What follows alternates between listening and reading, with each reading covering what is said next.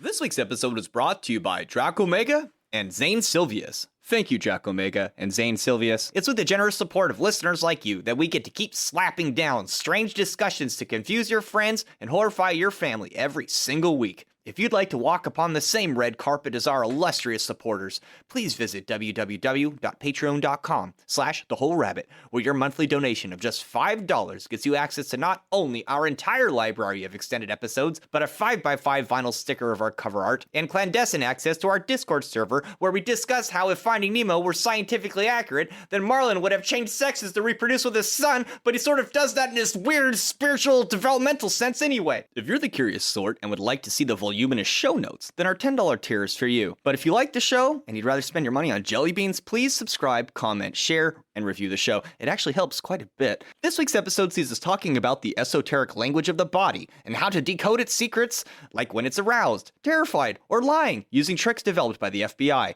We also glimpse the ancient past to discover the origin of interpreting body language and how the heart may not be a pump at all. In the extended show, we discuss CIA remote viewing, Kuji Kiri hand gesture, and the ritual poses of Hermetic tradition. Thank you, and enjoy the show.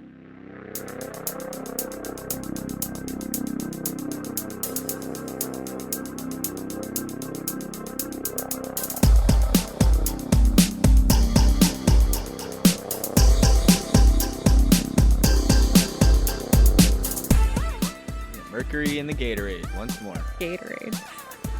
It's crazy, like how the food chain for animals, like dolphins have a load of mercury or heavy metals in their system because they eat a lot of fish. Like the fish have less mercury, but then like a dolphin eats like 100 of those fishes a day. So then its body just goes up and up and up. So that like the microorganisms in the sea have some metal in them, but then it's like up at the top of the food chain, it's just horrible. Apparently there's like a lot of radioactive tuna out there. You think you could pick up a dolphin with a magnet, a big enough magnet? I don't know. I think that depends on the dolphin's preferences. I think if they're really into magnets, you could probably pick one up. Magnets, how do they work? Well, you have to read their body language. I don't think you want to know how magnets work. What's a magnet pickup line? You're so negative. I don't know. Hey, baby dolphin, is that mercury in your system, or are you naturally drawn to me? I don't Baby know. dolphin. Eh. Lol. Baby dolphin. Hello, everybody, and welcome to The Whole Rabbit, where we don't just analyze the subtle minutiae of nerves, fluid pockets, and muscles that compose your deliciously expressive face meats in pursuit of your precious micro-expressions so that we could better program your smartphone to manipulate you. Oh, no! We bring you in for questioning on your day off so you can subconsciously participate in your own humiliation. We know you killed your boyfriend in the lobby with the chandelier, but Colonel Mustard is looking a little guilty too, because this week we're discussing the secrets of body language. I'm your host, Luke Madrid, the Hack Rabbit. I'm joined this week by the girl who lets her tail wag indiscriminately, Mari-sama. Or rather, my corgi butt wag. Lack of tail. He's wrinkling his nose because he's allergic to your bullshit, Malachor 5. What's up? I just dropped an electric guitar on my foot. Ouch. The hottie of heart squishes and tummy butterflies, Hecka Astra. So sweet. Goddamn, my body language right now is the symbol of f***ing pain. You really dropped an electric guitar in your foot? Yeah. Oh. Slipped out my hand as I tried moving it and right onto my bare foot. I thought you just always held an electric guitar for host intros. I did, but I had to put it down to say hi. I'll live. As long as you don't put any on my pizza. Guitars or toes? Olives. I get it. Surprise! This episode, we're just exploring the symbolism in Nicolas Cage and Val Kilmer's Face Off. You didn't know? I've never seen that movie. It's Nicolas Cage and John Travolta, though. Oh, is it? Yeah. Look, I'm from the other timeline, okay? Oh, that makes sense then. That's fine. I'm from the timeline where Sinbad was a genie in a movie. For real. That sounds so familiar. Yeah, but it technically didn't ever happen. Like the Shaq one was a ripoff. Okay, no, the episode really is about body language. What is body language? The process of communicating non-verbally through conscious or unconscious gestures and movements. One thing that makes body language so fascinating is that everybody uses it and understands how to read it, at least to some extent. Some listeners might not be surprised to hear that somewhere between 55 and 93% of in-person conversations occur non-verbally. These percentages were the famous result of two studies performed by a researcher named Albert Mehrabian in 1967, who found that linguistic content of a message, or the words being used, accounted for a mere insignificant 7% of the total connotative meaning of a message, leaving 38% for tone of voice and the other 55% for posture and body movement. This is why we have emojis. So pretty much like the words themselves don't really matter. Not really. Not when the other signals are telling you something entirely different. Oh, like if you say, "Oh, that looks super nice," but you're like frowning or you're rolling your eyes or something, that tells you that it means the opposite. I used to really dislike emojis, and then I realized how necessary they are, especially if you speak very bluntly in a text format. I realize it's really easy to be misunderstood when you speak very bluntly and they can't see. You laughing or smiling. Yeah. I prefer emoticons. That's what they used to be called, right? No, emoticons are when you use text, like glyphs in text, to represent what face you're making. So emojis replace them because then that we could load pictures into the text stream. Yeah. Oh. I made some custom ones too. I did like a lamb face for this girl I used to like. Yeah, And you then- can make up your own, like using creativity, which is why I liked those. There's the Japanese ones that are all intricate, like I like with those. people flipping tables and stuff. It's crazy. And don't forget uwu. That reminds me a little bit of Mayan hieroglyphs, where they have tone of voice included in the hieroglyph depending on how the hieroglyph is drawn. It can change the tone and its inferred meaning. So in a way, emoticons and emojis are just reclaiming our ancient hieroglyphic heritage. Man. Yep. I like that. I do too, because language started out as pictograms anyway. It only makes sense, to use them to convey emotion as well. I think it goes even farther back into time with like sacred geometry and stuff, and that those can be looked at as symbols. We might get into that later. Well, the ancients knew about the importance of body language, about the importance of tone and gesture. I mean, we probably had more communication going on with bodies long before we had an actual verbal language. I agree. I mean, that's even how animals communicate, is usually guttural grunts and squeaks and shrieks to convey what they're feeling and what they're trying to communicate. There's no syntax or grammar. I mean, sometimes it's pretty obvious. They just stick their butt in the air. I think we all know what that means. Or they arch their back, which means fuck off. So in ancient Rome, the famous orator Quintillion once said, "All emotional appeals necessarily lose their force if they're not kindled by the voice, facial expression, and demeanor of practically the entire body." Quintillion, born 30 AD, besides having the fanciest name in history, was a prodigal figure in ancient Rome, with Vespasian appointing him the chair of rhetoric over the fledgling empire. This might sound a little bit silly to us, but that's only because we're a fish being told about water. Quintillion's life's work was known as the Institutio Oratio, which, besides outlining and updating the 5 canons or tenets of rhetoric, invention, the process of developing arguments, arrangement, organizing the arguments for extreme effect, style, determining how to present the arguments, memory, the process of learning and memorizing the speech and persuasive messages, delivery, the gestures, pronunciation, tone, and pace used when presenting arguments, and how to raise a child to master these skills to become, quote, the perfect orator. In fact, many of Quintillion's ideas were building upon those popularized by Cicero, famous Roman statesman, historian, philosopher, skeptic, and of course, rhetorician. Cicero argued that to be a good orator, one must not only possess a good reputation, but be knowledgeable about every possible school of human thought and be able to speak readily on them in an intelligible, compelling, and satisfying way. This concept was termed liberal humanism and is largely responsible for where we got the idea of a liberal society and an educated citizenry that's able to communicate their ideas for profit and fun. This idea is so central to us now that it's baked into our language with phrases like upstanding citizen, putting your best foot forward, and holding yourself with dignity. Could anyone here survive a proper dinner with full English or European etiquette? I know I couldn't. Nope. Nah. I think the way that I cut a steak is probably a huge no-no. I like learning these things. I like being able to practice them. I feel like there are benefits to it. I imagine it'd be kind of fun if you knew all the things and were good at it, but I think for me, I just like cut into the tri-tip. We can have this really cool dynamic of eating at a table and other people are using their hands to put things on your plate. So like there's food going in everybody's mouth, but it's like from a different hand maybe. In Rhetoric Before and Beyond the Greeks, William Hollow argues that the art of rhetoric originated in ancient Mesopotamia in cuneiform literature. For instance, Hollow argues that the Epic of Gilgamesh employs rhetorical devices such as self-introduction of the speaker, invitation to the audience, hymnic apostrophe to the protagonist, repetition of the thesis to achieve a frame effect, and the extraneous addition of an addendum to reach a preferred length. Very 2020. Enheduanna, sometimes heralded as the first named author in history, was a priestess, princess, poet, and consummate rhetorician who wrote over 4,000 years ago in ancient Sumeria. Modern historians note the exaltation of Inanna includes careful organized arguments, repetition, and use of metonymy, which is referring to something by what it's associated with. That's like using the word in the definition of the word, right? Is this like referring to a forest by the trees?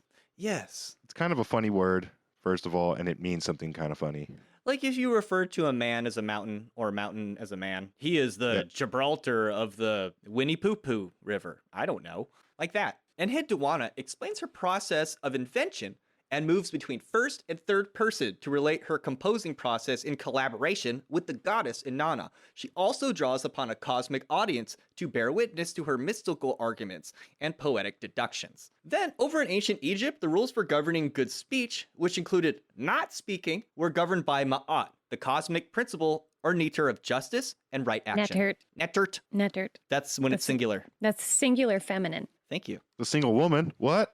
So, while we like to imagine the Greeks and Romans as the progenitor of the rhetorical arts, like everything else we've studied on this show, they picked it up from a much older source. One obscure example is the art of chironomia, which is the traditional and effective use of hand gestures in rhetoric and oratory. Although these various hand gestures were meticulously systemized by the Romans and Greeks, they are known to originate from older sources like Egypt and Mesopotamia, where these gestures were known to have certain effects over their audience. Modern science now understands that when a thought is formed, in order to reach the voice box, the signal must first cross the center that controls our hands. Oh, that makes a lot of sense. Whoa. I'd say chironomia, the hand transcends its function because it's able to speak in its own right. Like it gains a new ability that's like kind of made up on top of its normal function. Would this be different than with cultural influences as well? Most likely, yeah. Yes, I'd say so. I tend to think of when the subject of like speaking with your hands comes up, I tend to think of like how Italians are very punctuated. They use their hands a lot when they're speaking.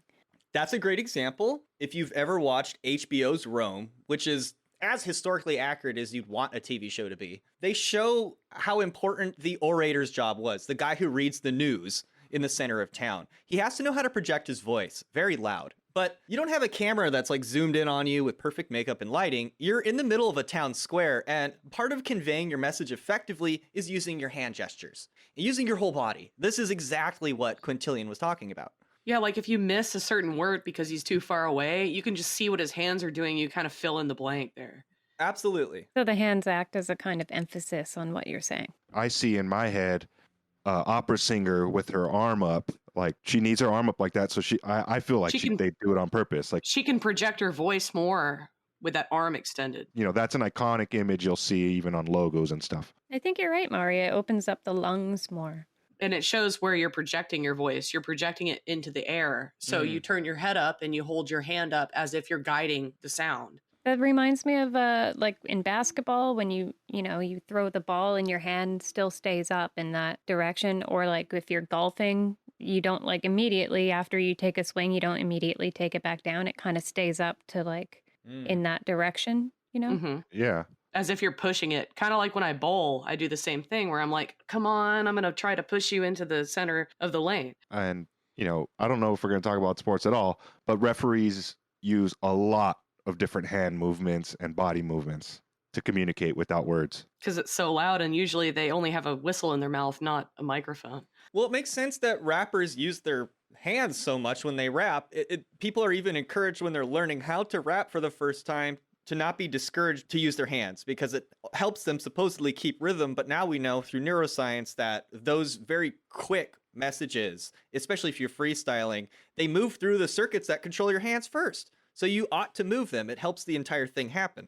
And happen quicker and more efficiently. So what are some practical uses of understanding body language? I think the one that people are most interested in is how to detect lies and sense the truth. That's like our whole function as a spiritual being, right? Find the truth. Truth detector. Well, that's why everyone loves a good police story. So, Especially cops, especially the cops. well, as it turns out, 80% of crimes are solved through confession. Why don't you have a seat over there? Let's talk about this for a little bit. So, police use this to discover who's innocent and who's guilty. Sometimes they also use it just to make somebody guilty, if we're being honest. But the good ones use it to figure out who the real guilty people are, right? Parents use it if they want to know if their kid's full of shit.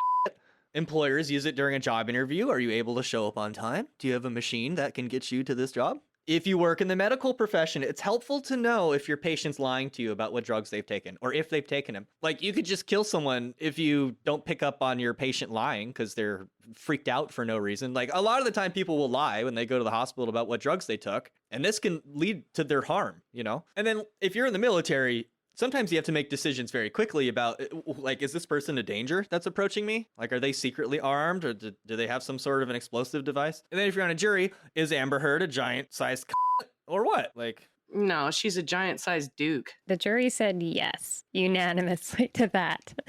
so those are all the places you really could benefit from knowing when somebody's lying. You can also read body language to sense when somebody's a threat. Like when a homeless dude comes up and tries to ask for some food and they try to lead you somewhere else and you're like, nah, man, nah. Like, it could be a trap. Well, the funny thing about body language is that even when you're trained to hide it, that's speaking. You're speaking volumes already. Like, people can tell you that, like, oh, he's hiding. He's like, covering something up and stifling it. There's no way around it. Like you're always talking. Like, I guess that's why, like, with police especially, like, don't say anything to them without a lawyer because you're already giving them something. Yeah, with your some body. ammo. So just calm down and hide it. But being able to assess if somebody's a threat is useful if you're going on a date or just being a woman in general. Or a man. Yeah, I work at a liquor store. Constantly have to have that radar on. Or if you're passing strangers on the street, it's always important when you have an interaction with someone you don't know, you're going to be looking at their body language. I think we pick up on a lot more subconsciously too than we do consciously. Like, it's so ingrained in us whether someone is going to be threatening or not. I think there's micro expressions and like little things that we don't know why they're a threat, but we feel like they're a threat. And we'll get into why you need to trust those feelings. If you drive, You can even go ahead. Oh, sorry. I was going to say, like, even if someone's slumped over and they're not feeling well, or they have a pallid face, you can tell if people are sick or if they're not, good to be around.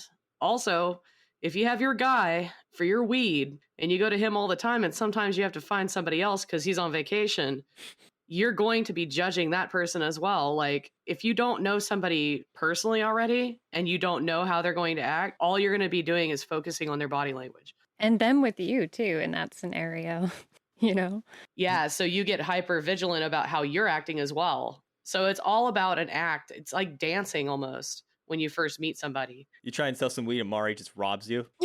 No, Yeah. It would be the other way around. See a corgi running down the street with a big old bag of weed. I never have done that. Don't tarnish my name. In 1911. Like first impressions, you know how people talk about first impressions a lot? And Mhm. there's only a certain amount of that that's based on a verbal interaction, right? Absolutely. Just 7%, I guess. Yeah. I remember one time my friend came over to my house to hang out with me, and he was a guy in high school. And so my dad took one look at him and said, "Oh, she's not home." And I was like taking a nap in my room. And then I found out he left, and I was like, "Dad, why'd you tell him I wasn't here? I'm here." He's like, "I don't like the way he walks." His dad Yeah. radar. Yeah. Yeah. His dad radar went off. He was like, nope. But I thought that was stupid when I was a kid. But now that I'm older, I'm like, that was probably a good tip off. Well, in the course of our research, we found that somebody's gait is highly expressive, and it's much harder to hide than your facial expression. We're not trained so much to hide it. You can tell how happy or sad, energized, how tense somebody is just based on their gait, and now they're training computers to look for that. Yay. One place I think it's great to know your body language is when you're buying a car. You should know when you're being hustled, hurried. You should know when you should know when you're being seduced to spend money on a piece of crap. Because just when you really think about any car, it's really a bad investment. It's just how bad of an investment is it? Their whole thing depends on talking you into signing on the dotted line, closing the deal, which is another reason you might want to have a knowledge of body language so you can be the one selling the car and closing the deal. Poker face is a term that's used in gambling. Is sometimes people will lie, but there are body language tells that can show you that they're actually lying, so you could probably win the round. I watched this former FBI interrogator do a body language analysis on a poker game, and it was fucking amazing. There's a lot going on. Yeah. Now I heard tale from my stepdad that he knew a guy that could always win at Texas Hold'em even when he never looked at his own cards, just by watching the reactions of the others around him and betting appropriately. I believe it. I wouldn't doubt that. That's what the real game is. Also, knowing body language can help you avoid pickup artists, if that's one of your goals in life. Hell yeah. Or keep you from making a fool of yourself. Yeah, like chasing Right. somebody who's not interested, clearly, because Yeah. you can't read body language correctly. Let's say you're a manager. Let's say you have people that work under you. It can help you command authority and attention. So being heard at your job, selling a product, delegating work to others, public speaking at important events like a funeral, somebody's got to talk. If you're a teacher, or putting on a performance or a show. I think that there's a certain degree of body language that they teach in Toastmasters too. And they teach you like how to do public speaking and all that kind of stuff. I really think that the commanding authority and attention aspect of body language is extremely important for people that don't have firm boundaries either, because the whole idea of forming boundaries is mostly based in the way that you poise your body. Like you can say, no, don't do that.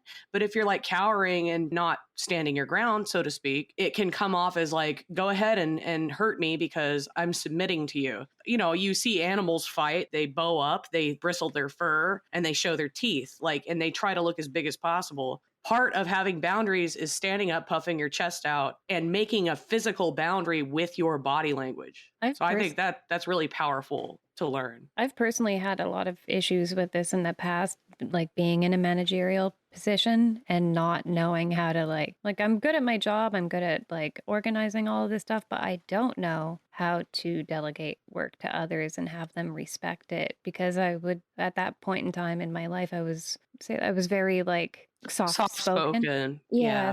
Too polite. Yeah, and I wouldn't command authority and attention. I'd be like, this is your job and like this is obviously what you have to do, but I wouldn't know how to like relate that without sounding like an asshole Or a bitch. Like, I Yeah. get that a lot. If you're not good at that, it's very advisable to practice it. Public speaking aside and entertainment aside, it's really important to actually voice your feelings in a strong way, because then people will not respect them if you're soft-spoken or you're too polite. I've struggled with that as well, so. Like body language can teach you not just about what's going on with other people, like learning about body language, but it can also teach you how you're projecting yourself, understanding what you're projecting to other people. Which brings us to a big point of this episode. The body doesn't lie. There are 7 universally recognized facial expressions: joy, surprise, contempt, sadness, anger, disgust, and fear. I noticed there were more negative ones than positive ones, probably for evolutionary purposes. Yeah. I have a fun fact that contempt is the only asymmetrical expression that we make Fascinating. naturally. Yeah. Like, one side of your nose or one side of your mouth might go off. That's true contempt. And even if you're trying to express something else, you can see because it makes itself known with an asymmetrical. It's the only one that does that. I think Is it that's like really a- interesting. Is it like a sneer? It's little like bit. a one-sided, yeah, and it can happen anywhere, like up from your nose down to your mouth or around your mouth. It's a one-sided, like, ugh. So if you're talking about the victim and you keep pulling that micro expression, you probably killed that person. Likewise, many of these reactions occur automatically, and they have evolutionary purpose to them. For instance, our response to fear can largely be explained by our fight or flight response. When presented with either real or imagined danger, our bodies produce adrenaline, which causes blood flow to increase to our extremities, enabling us to stand, run, or fight quicker. Breathing and heart rate increase to accommodate an anticipated sudden use of energy. Our eyes enlarge in order to take in more information from our surroundings and help us detect threats even better. Squinting eyes of anger correlate with a narrowing of vision upon prey, while baring teeth, shouting, and appearing larger are characteristic primate intimidation techniques honed by millions of years of evolution. Crying alerts our parents to help us. Even the wrinkling of our nose when we're disgusted has the effect of pinching circulation in such a way to dampen the effect of smell on our senses. I think that's fascinating. Oh, like if you smell something bad, you'll have a disgust response so you don't have to smell it as much. I think it's so cool that there's an actual biological link to why we do that. Yeah, so each of those faces, there's a reason we do it, which supports the idea that our language is ultimately derived from the limited set of verbs that our bodies are able to produce or participate in, I should say. Oh, that makes sense too, because if you show your teeth, that's usually a sign of aggression. Have you ever seen somebody smile and they just show all their teeth? It's like they're very, very, very aggressively nice. But if you just smile and you don't show your teeth, then you're just softly nice. Well, okay, so this idea is based on the concept that our physical bodies have a limited number of actions they can do, a limited number of verbs they can express. And so our language is mostly remixes and colorful combinations of these basic verbs that are built into our body, meaning that our language ultimately rose out of the soup that is our primal body. That's really interesting because, like, when you speak and you're trying to figure out what it is that you want to say, your brain is focusing so much on that. The more that it focuses on that, the less control it has over the expressions that it's showing. And that's one of the main things that interrogators look for, because when, they're interrogating people, that person is focusing so much on what they're saying back that their brain is overloaded. So these micro expressions come through. Does anyone know why we get goosebumps? I thought it was to keep us warm. It can serve for that, but it happens when tiny muscles in our skin's hair follicles, called aerator pili muscles, they pull your hair upright. If you ever heard about somebody saying, "Oh, my hair was standing on end during the last movement in that orchestra," music can also create this effect. It almost feels cold, but at the same time, if you thought about if we had full body fur, we would be bristling. That makes sense. Yeah, for animals, it works to keep them warm. Us humans, it doesn't actually work to keep us warm. It's like a redundant function that continues to happen. It still gives us a little bit of like a energy reading on our environment, when we're alert. Yeah, maybe it makes us So more yeah. sensitive. Is this like when dogs raise their hackles? This is kind of like happening on our arms? Probably something, or when cats bristle when they fuzz out. I mean, a lot of mammals do that anyway, but we don't have body fur, so it would look weird to us because we only have like very fine fur there. So like it's not just related to like a fear response though, or a cold response, because you can get goosebumps when you listen to certain music and stuff. And I think that's a beautiful lead in to what we're going to talk about next. We're going to get into why do we even laugh? Laughing is kind of a weird thing that it doesn't always make sense, because sometimes you'll laugh at stuff that it's not really funny. I personally think it's a way to diffuse cognitive dissonance. Like if you run into a wall with your thinking, it's a way to relieve stress and anxiety.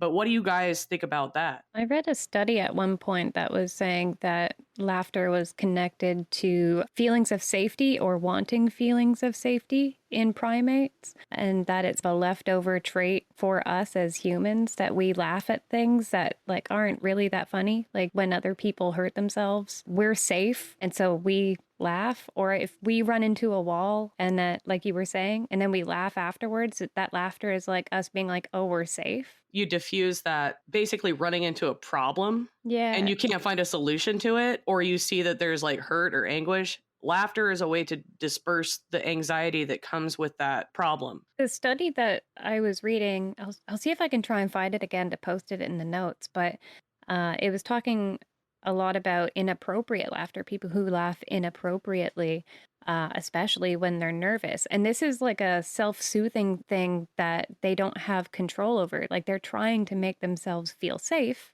but it's a very inappropriate spot for it to be acted out, right? Nervous laughter. That's Expressed, funny. yeah. Yeah, so they're trying to give some sort of like I'm safe, like self-soothing thing to themselves without knowing that that's what they are doing, and that's why nervous laughter happens. And have you ever noticed if you find something funny and you laugh at it and then you realize very much so that was inappropriate because somebody was hurt by that, your laughter stops immediately. Because it's Right. not acceptable. And you also just went into a kind of pack situation where you're no longer safe because you just upset someone else in the pack. I think a famous example of this is rest in peace, Ray Liotta, when he gets questioned by Joe Pesci in Goodfellas. You think I'm funny? What's so funny about my story? You know what I mean? And then Oh, yeah. he goes from like horrified back to like laughing hysterically. You know, when some people have condescending laughter, like you say something and they just laugh at you in a very condescending way. This is like, I'm safe and I can laugh at you because I'm so confident. That's the underlying subconscious reason as to why they do that. But you mentioned it as a pack operation as well, Mhm. which what if the whole pack is laughing? Then you can't stop laughing.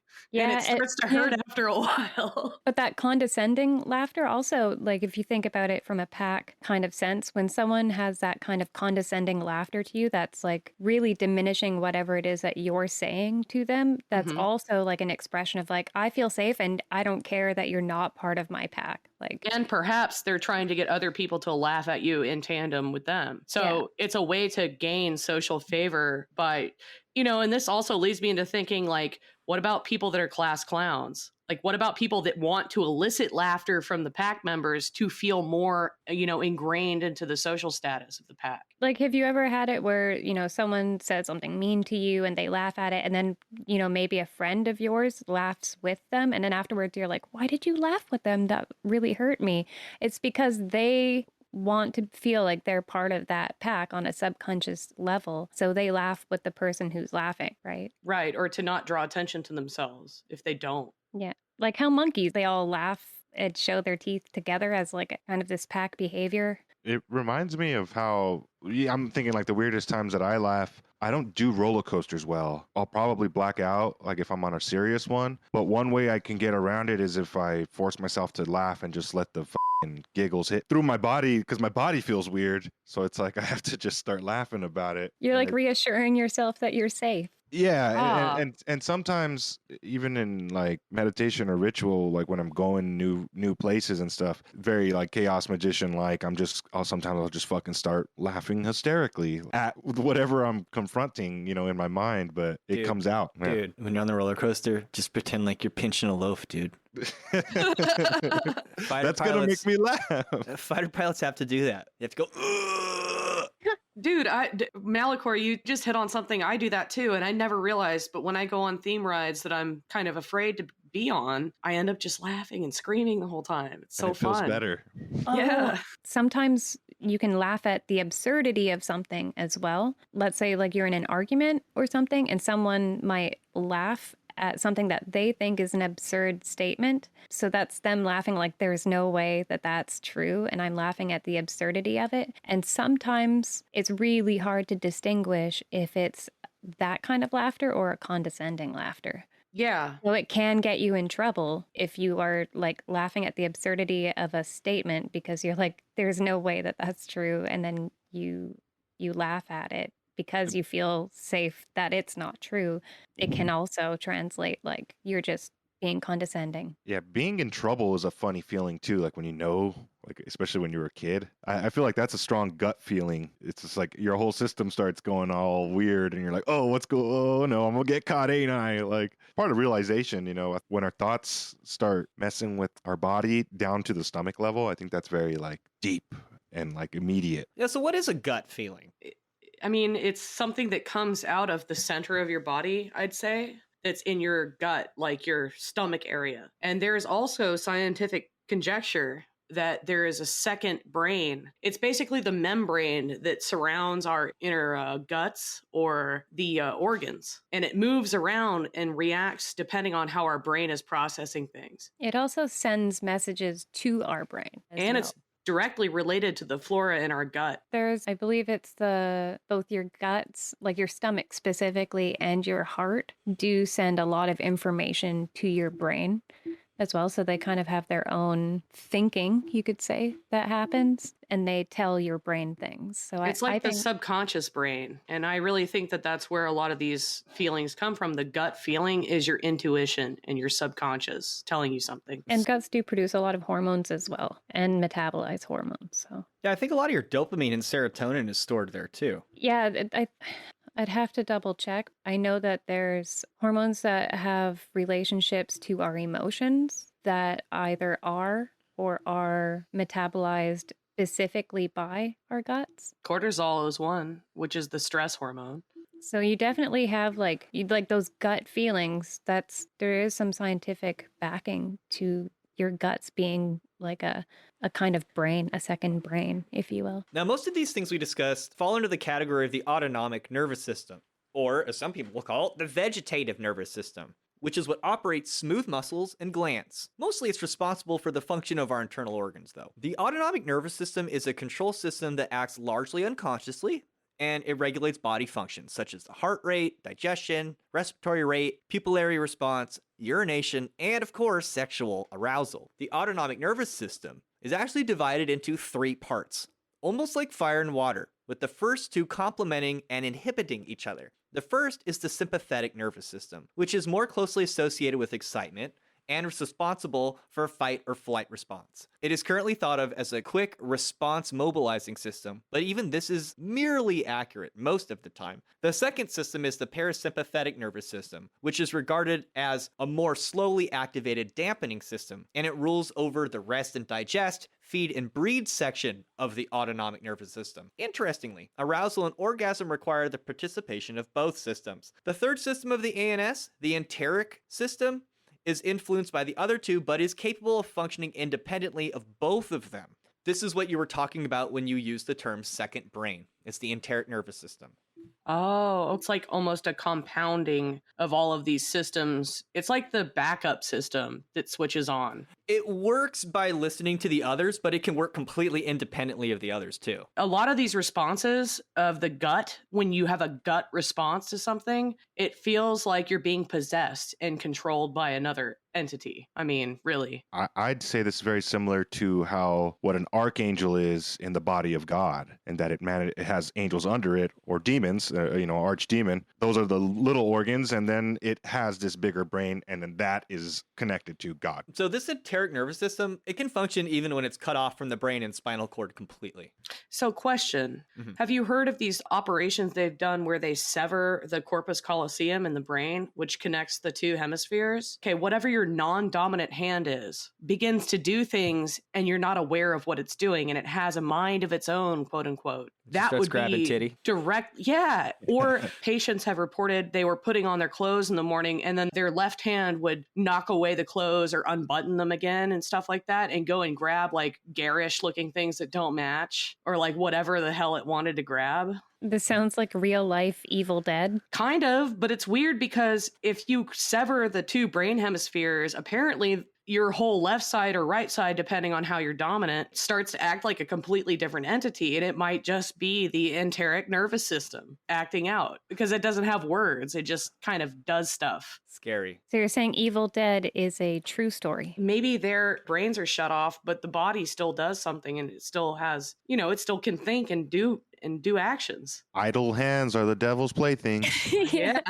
That was the other movie I was thinking of. Honestly, it reminds me of Ouija boards. Like, is that what the spirits take over?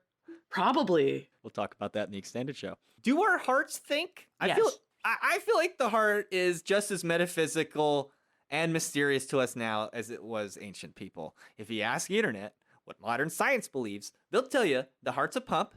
It's governed by the autonomic nervous system and has 40,000 or so neurons attached to it that basically just help it pump. It doesn't think about your grandma. That's all it does. But okay, But oh yeah, since the 1800s, we've known that more signals are sent from the heart to the brain than the other way around. So it leads some to speculate. Does the heart think?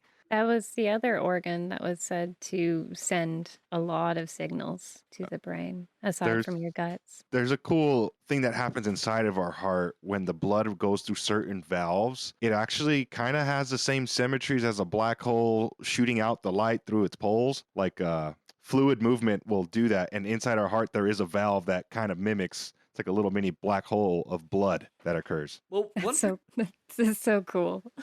one particularly interesting rabbit hole worth exploring is the idea that the heart might not be a pump at all. Dan Barber, in The Third Plate, re-explores the writings of turn-of-the-century occultist Rudolf Steiner, who at one point in his life would lead the German branch of the Theosophical Society. Take that how you will. Steiner says, in order for human beings to improve and make true progress, they need to understand that the heart is not a pump, Barber explains. For one thing, when blood enters the heart, it's traveling at the same speed as when it exits. It slows down as it heads to the smaller capillaries to transfer nutrients, then moves to the venous system, a highway of larger and larger veins that eventually lead back to the heart. As it approaches, the blood speeds up again. The heart acts more like a dam at this point, trapping the blood and holding it in chambers until they're filled. This means that the heart functions more like a dam or a fluid break.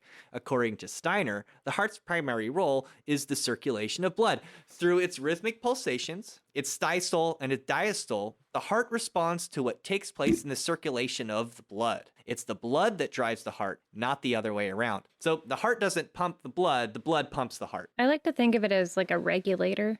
Well, that makes sense too, because if you're healthy, then you have a low heart rate per minute. And it's lower because your blood pressure must be low. The dam isn't filling up as quickly. It's not driving, the beating is not having to be as hard or often because you have a nice slow flow and it's going the right rate. Well, I'm not going to bend over backwards to try and find any hard science that backs this up. Some people speculate that the intense rhythmic capacity of the heart and its magnetic field helps coordinate multiple systems at once. It has an electromagnetic field. It's kind of where the center of your energy field is located. Yeah, Your heart or your solar plexus is the center. I think I got a black hole in my heart. Mine's upside down. Whoa. So basically, it's like when your body needs to do some mixing, it looks to your heart as its BPM to like mix in and out certain tracks. That's basically what it's saying. Ah, okay. So it could mess up other systems if your heart is unhealthy. Well, your heart's trying to like compensate and it's trying to like bind all the systems into one harmonious rhythm. So if your heart's acting all crazy, it's because it's struggling to do that. Oh, not the other way around. Yeah, exactly. So if the body never lies, are empaths just using their body? Yes. Do you guys know about cold readers? Yeah, I've seen them before, and some of them are shams, but there's a couple that I've seen that are actually extremely talented. Cold readers is referring specifically to when someone is reading your body language and giving you a reading, like a tarot reading or a psychic reading, based specifically off of the physical evidence, the cold reading of your expressions, your gestures, in combination with what you're saying. So this does occur. Obviously, not all tarot readers or psychics do this, but it is something that does happen. And I do think that this actually does have a connection with what you could call your sixth sense. I do think it's the same thing that empathic people pick up on. It's just that the cold readers do this consciously and know why and how to read, whereas the empaths might not know the conscious reasoning for why they pick up on it. That's an excellent synopsis of that, because a lot of these people, like I said before, I know some that most of them are con artists and they use body language reading. They get really good at their practice. And what they also do is study statistics and patterns analysis. And so they can kind of look at somebody and they take in a lot of other things, not just body language. They take in, what are they wearing? Who are they with? What are they talking about? How do they, it's all of this stuff compounded on one another.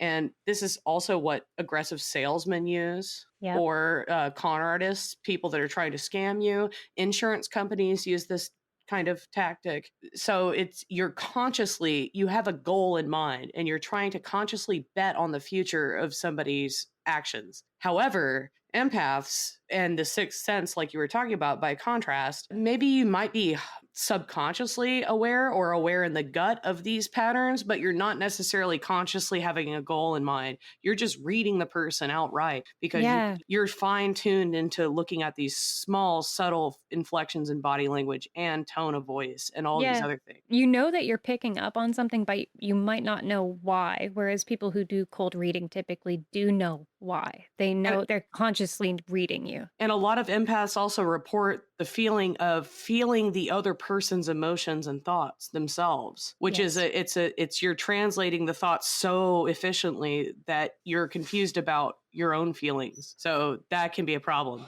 When we talk about people using it on purpose, this brings us right into the police. So as long as we've been systematizing people's body language and trying to understand it, the people that have inherited that destiny are essentially the FBI, the police, etc. And they do a really smart thing of breaking things down into nonverbal cues and nonverbal clusters. A nonverbal cue is if you broke down all the signals a person could make and divided it up into individual parts or units. For instance, the batting of eyelashes is one nonverbal cue, and biting your lips is another. When they appear together, we say that they're a cluster. Defining nonverbal cues versus clusters are important because, in the case of the last two examples, they can be interpreted as seductive or inviting together. But maybe with a cluster of other cues, they could mean a number of other things. Like looking away from the person talking to you and batting your eyelashes might mean that you're lying. Or you have something stuck in your eye, even. This is why it's so important to understand clusters, because there is no singular action that can tell you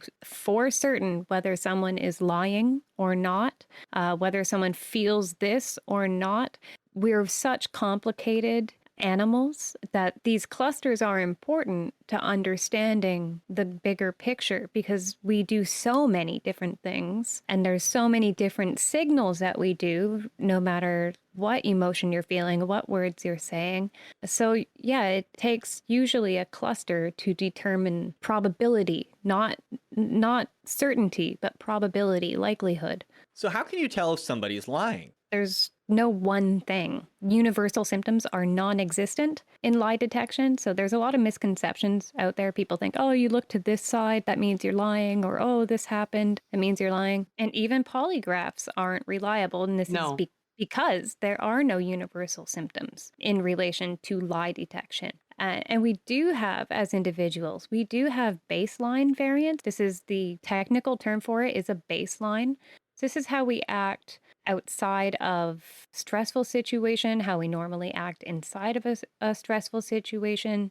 Our actions prior to a question regarding something in an interrogation, our baseline behavior sets a standard for us. So this is why they'll usually try and establish a baseline before jumping in. Like talk personal life and do you like this band? What do you like to eat for dinner? Like that kind of conversation. Yeah. And even asking questions that aren't directly related at first to see, like, does this question cause them any kind of anxiety?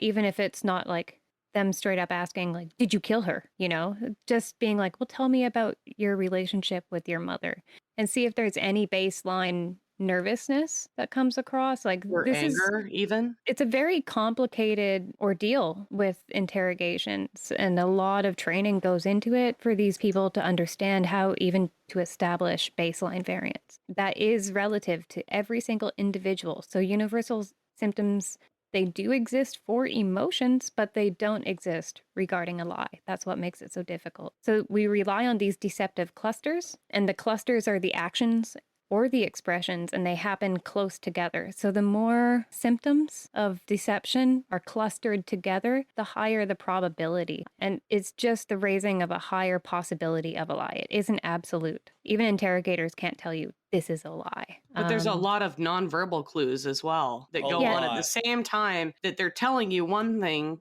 but you see another in the way that they behave or their posture. Yeah.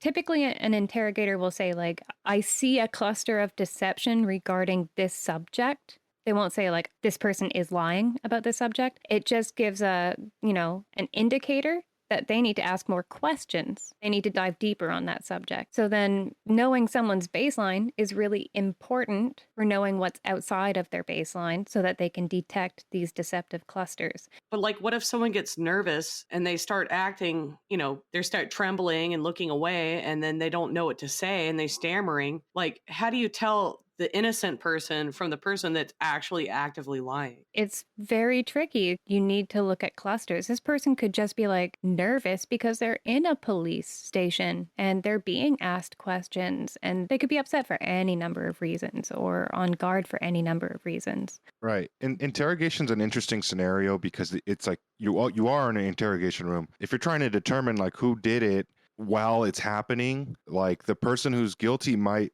be able to play it off because of environmental factors. It just supports your thing that it's hard to determine baseline, indicators of somebody lying or deception. Yeah. And there could be many reasons for deception aside from lying, like not wanting to face a certain thing or a subject that makes someone uncomfortable. But I can give you examples, like symptomatic examples of cluster behavior that when you find them together, it's a higher probability of deception. Yeah. So do you guys know what the Pinocchio effect is? The more you lie, your nose gets bigger. When you get a boner. So the Pinocchio effect is something that happens when you have to engage a lot of thought, when you're trying to figure things out, like when people are trying to come up with a story, that when their brain is working overtime, the heat increases in your face because you need more blood to rush into that area. One of the side effects of that is called the Pinocchio effect. So it means that your nose tends to heat up, and sometimes it gets itchy, or people feel more inclined to touch their nose or their face. Yeah. It's obviously not a single symptom like anything. It doesn't tell you that someone's lying, but it does tell you that they're more stressed and are having to think a lot more. I knew of one tell that if somebody looks upward while they're recollecting something, it's almost like they're looking inside of their head to remember the actual event. Whereas any other eye motion or scratching your nose or face, like the Pinocchio effect, would entail that maybe they're not recollecting something, but they're constructing something. Well, it depends. It also really depends on their baseline. People look into different directions when they're trying to recall something. It depends too. If they're accessing an intellectual aspect, like words, they might look up. People also look up to keep themselves from crying. If you feel like you might start crying, you tend to look up to try and dry your eyes. When you look down, that's the emotional realm. You're usually internalizing. So it's either internal dialogue or internal emotions. It could be accessing a memory that's emotional, or it could be an emotion that has to do with the fact that you don't want to talk about this.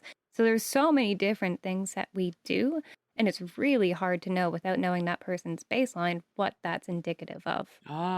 So like saying you look in this direction and that's a lie. It's but not. What if they always look in either direction? If that's their baseline, then that's probably not a lie. Yeah. So another thing is contractions. A lot of times when you're speaking naturally, you'll use contractions with verbs. So you would say, I didn't, instead of I did not. I did not have sexual relations with that woman. That's a good example. That's a very good example. It's a great one. Using contractions is a more natural way of saying something, whereas the lack of contractions is more of I'm trying to say this thing.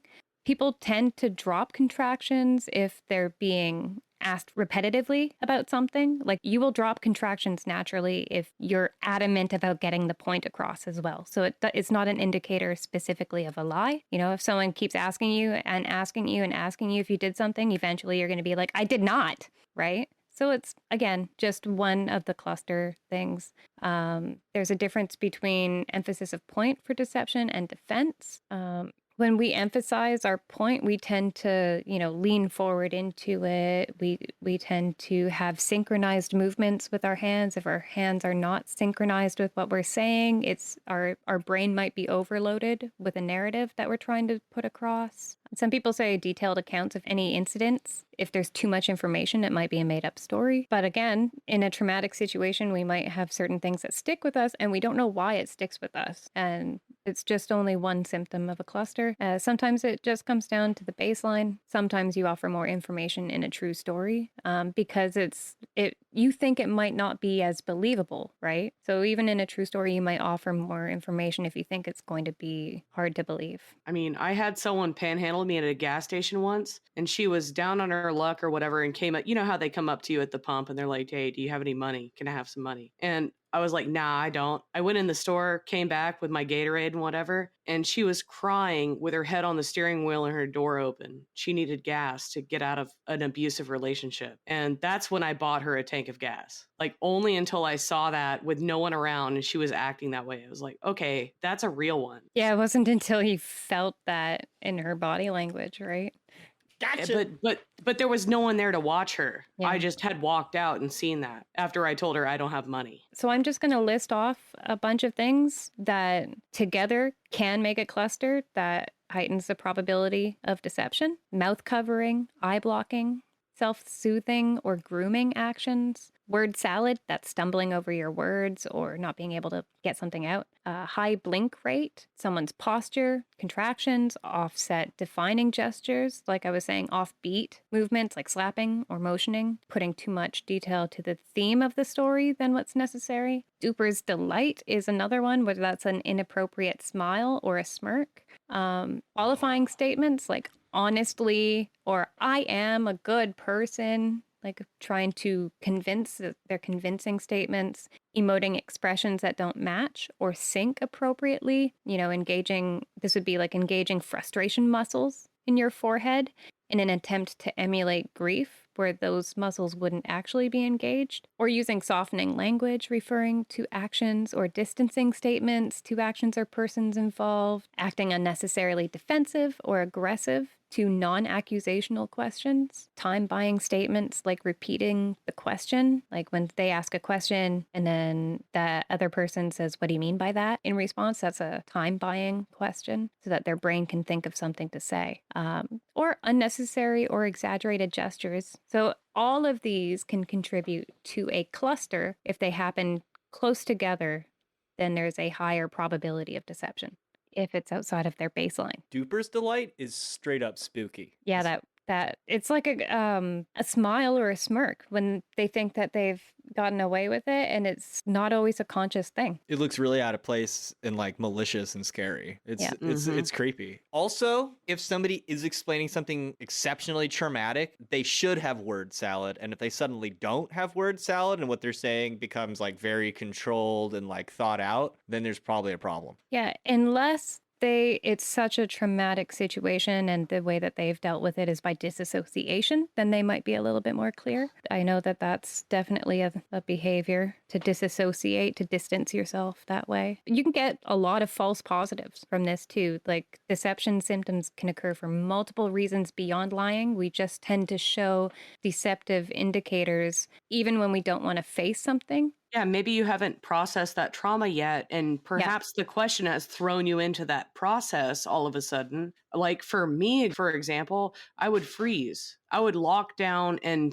become unresponsive if the stress was high enough. Some people will do that, some others won't. It depends on their history as well. Yeah, this is why baselines and clusters are so important. It's not just in relation to deception, it's in relation to literally every emotion or every situational thing. We have clusters for different things. This just happens naturally with us. And it's also not a flat out lie. When that happens, it doesn't necessarily mean that it isn't deception. This is why they specify in court the truth, the whole truth, and nothing but the truth. So that the truth would be a lie. The whole truth would be the whole story that goes with the lie, everything related to that.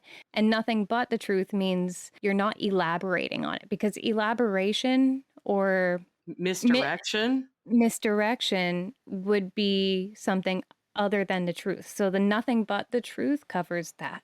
That's why they say that in court. So it's like a magic thing. Dude, stage magicians totally use the reading of body language for people. That's why they're good at what they do. They know if I show you this, you will think this. And then you won't be looking over here. Yes. Or over here at www.patreon.com/thewholerabbit, where your donation of just $5 gets you access to all our extended episodes, including this one, a 5x5 high-quality vinyl sticker of our cover art, and access to our Discord server where you can talk to us anytime, day or night, about what a great liar you are. Thank you, everybody. My autonomic nervous system is forcing me to eat carrots and shoot lasers.